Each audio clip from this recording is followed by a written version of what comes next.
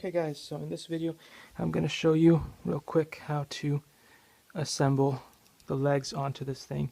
And it's very simple. It's similar to what we've done for a lot of the other things.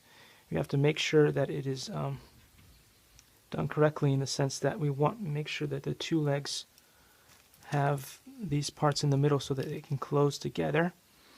But all you really have to do is, again, aim this part into the one that has the funny grooves and then slide it into there. So that's what we're going to do. Push it in here. And then always works best off camera, but we'll get this to work. There we go. And you have to push it in until it clicks. Just struggling with it a little bit now.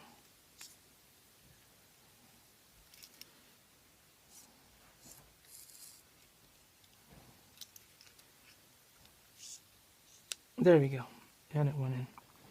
So yeah, that's how you do the legs.